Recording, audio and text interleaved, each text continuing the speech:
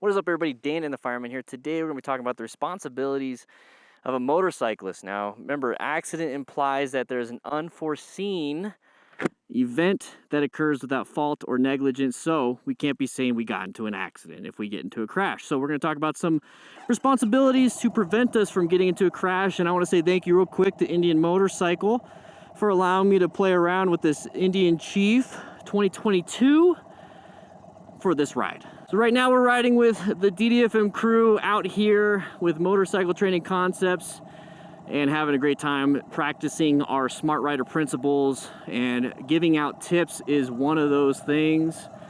So let's go ahead and get into it. There's the exit. All right. So number one, you got to be visible. Okay. So that's why I like to wear high visual type gear. I don't like wearing the green stuff. I like to wear white, especially on the head. I think that all my helmets are going to be white from now on, because that is the big bobblehead looking thing, and that's what you should be doing too. Now, if you want black, that's perfectly fine, but just remember, we're trying to mitigate as many different factors as possible, and if we keep hearing about people crashing and getting into close calls because I didn't see you, you know, sorry mate, didn't see you there, or whatever that is, Smidsy over there in the UK. The goal is to be as visible as possible. Now, being visible is not just about what you wear, it's about also being visible on the bike. So the best way you could possibly do that is to plan your ride, position yourself for safety, and you need to have the greatest vision. So when we plan for safety, we're gonna be over here. You know, if there's cars in front of us, we can see ahead. We're gonna locate hazards, adapt to hazards, navigate those hazards.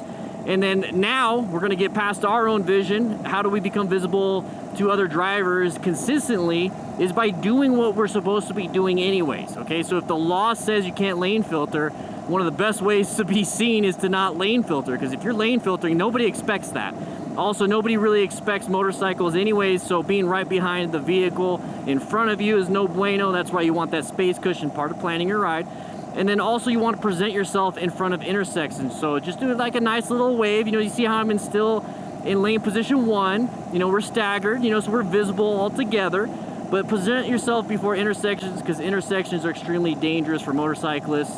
So that's what you need to do. Oh, I forgot I have it on this thing. Thank you, Indian Motorcycle. Pretty cool. All right, so let's move on to number 2. So communicate your intentions. One of the greatest things about being in a group is actually get to communicate with each other. So I got my Cardo Pack Talk Bold right here. They got Cardos back there. I turned it off so they don't have to hear me talk like a little weirdo. But right here, we got an intersection. So I'm gonna communicate my intentions. I got my indicators on well ahead of time for the people behind me. But this is a very dangerous road. So we're gonna go back to being visible. I'm gonna go ahead and double check. I'm gonna use my vision also. So I'm gonna tell everybody, because I'm communicating my intentions, this is a blind crest of the hill. And there we go, just double checking. And we're gonna go ahead and do that. That was a decreasing radius. All right. So we got everybody behind us. We all have intentions. I'm gonna go ahead and turn off my indicator. There we are.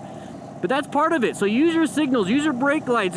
Make sure you're in the proper lane position to be seen and to communicate what you're wanting to do, okay?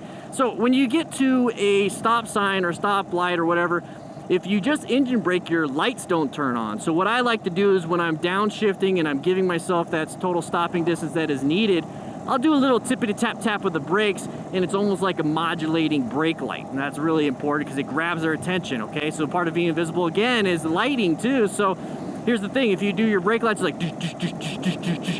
that's gonna help out with people seeing you, because vision, lights, that grabs the attention of your eyeballs, it grabs the attention of other people's eyeballs, so that's very important. All right, so let's go ahead and just move on to the next one. I'm in 6th gear, I don't know why, let's go back to 5th. So maintain an adequate space cushion. So right now, we are in the staggered formation. We are 2 seconds between me and Nathan behind me, and then Rainin behind me is 4 seconds. That is the appropriate space cushion. Now, every so often, he's gonna come up next to me for some cool shots, but we are doing it in a safe environment as possible.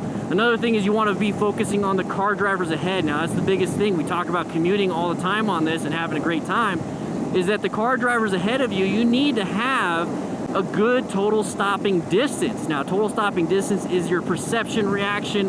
Braking equals total stopping distance. On Dan and the Fireman, we talk about people not utilizing good total stopping distance, and then therefore they try to make up for it with as quick braking as possible. And that is when you get into that panic brake mode and not utilizing progressive brake pressure.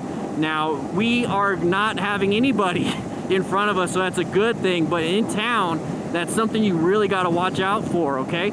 So when you are lane sharing, same thing, good thing with the total stopping distance. And then also when you're passing, okay? So with the adequate space cushion on passing, you want to be able to stay away from people. You don't want to be too close. You get the wind blast. And then when you get in front of them, you don't want to cut them off because then they're panic braking. And anyways, you just want to maintain a good 360 situational awareness and a 360 space cushion. All right, one thing that you want to do is search your path to travel 12 seconds. Now right here we got a blind turn coming up, so that's not gonna be 12 seconds, that's about 8 seconds. And this is all I got, but your goal is 12 seconds. Now seconds in time is kind of relative to your speed. All right, everyone here watched the Snyder Cut and saw the Flash do his thing in reverse time by going way too fast. Well, here's the thing, you can get close to being right on 0 seconds, 1 second, whatever, if you go way too fast. Your reaction time is terrible. And the thing is, how do you increase the time before you get to something? Well, that right there is by slowing down. So if you have to, slow it down to where you're gonna be able to make this turn with a 12-second lead time. Now right here, obviously you can't do 12 seconds, but now that you slow down before the turn, guess what that sounds like? Slow, look, press, and roll. You're doing a great job, yeah. So now we're gonna go ahead and talk about the last thing. Now, identify and separate hazards, okay? You have to be prepared to act. You have to remain alert and know how to carry out proper crash avoidance skills. Now, I have this little thing right here. I memorized it. I type it 20,000 times. I had to refine it. And I teach it all the time on Dan and the Fireman, so I'm not reading it. It's just keep me on the bullet points because I get distracted. So the thing is, you got to plan your ride. So I talked about at the beginning, positioning for safety, locating hazards. That's what we're going to talk about right here. We got left turners. I'm going to present myself, communicate my intentions. I'm going to go ahead and be visible. There we go. Grab their attention because my headlights bobbing left and right and forth and everything. All right, now we got to maintain the adequate space cushion. See how we're putting everything together, but planning your ride. I'm sorry, I talked too fast. Position for safety. So maintain a good space cushion. Always have an escape route. So that's part of it. And then also position yourself for safety in terms of vision. So right now I'm off to the side of this vehicle. I could see super far past it. But if I was in lane position 2, all I can see is the back end of that, okay? Now locate the hazards. This is what we really want to talk about. We're gonna adapt the hazards and navigate threats, and that's what we're gonna talk about too. But locating hazards, what is pertinent? Right now, nothing in front of me is gonna hurt me, other than maybe a road hazard. I got a good space cushion. I'm not too concerned about that vehicle up ahead because I'm maintaining a good space cushion and I'm looking for those brake lights. I'm looking for if it's getting bigger and bigger and bigger in my vision. That means it's getting closer. That means I'm getting closer and closer. So that is what I'm concerned about with locating of hazards. So when it comes to locating hazards, now coming up is I have an intersection. So I'm gonna go from yellow stage to an orange stage. And orange stage is like, just like that yellow light. Be prepared, be prepared, be prepared. So we don't know if there's gonna be a left turner. There's a yellow light now, so I know I'm gonna have to start decelerating. So I'm gonna start doing that now instead of last second so I don't accidentally lose traction.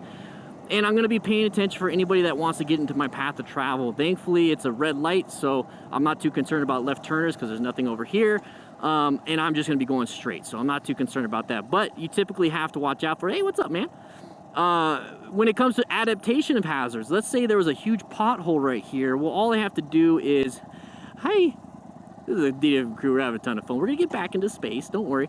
The adaptation of hazards when it comes to like a pothole, I'm just gonna go ahead and move around it. So let's go ahead and pretend there's a pothole right in front of me, okay? So the cool thing is, I'm just gonna go like this, around the pothole, get back in front, and that's all we have to do, okay? So that's an adaptation. Now, a navigation of a threat, let's say this truck right here decided to turn left in front of me at the last second.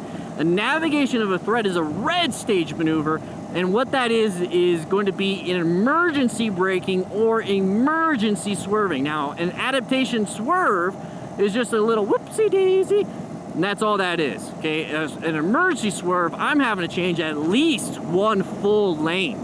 Like I'm having to swerve all the way to the bike lane to the left or bike lane to the right because that's all I got, and that's why you need to position yourself for safety for good escape paths too.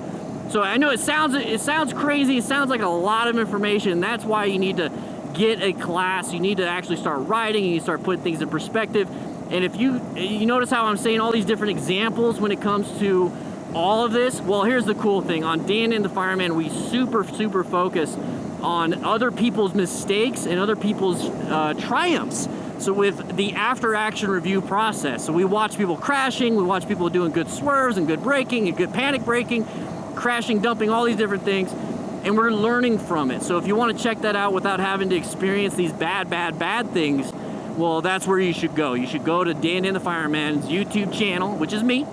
And then we also talk about on motorcycle stuff, on motorcycle training concepts with parking lot practice, with Ride Along with DanDanTheFireman, where we talk about specific things here and there. I'm gonna go ahead and slow it down because I noticed that it's a 35-mile-an-hour zone and I'm going 45. So once again, you locate hazards, you know, like cops. But anyways, that's what we talk about when it comes to the responsibilities of a motorcyclist. Now, these are just a few things here and there. It's not everything, but make sure you do what you're supposed to do. With that said, hope you guys ride safe, be safe, and there's a birdie, and I'll be seeing you around.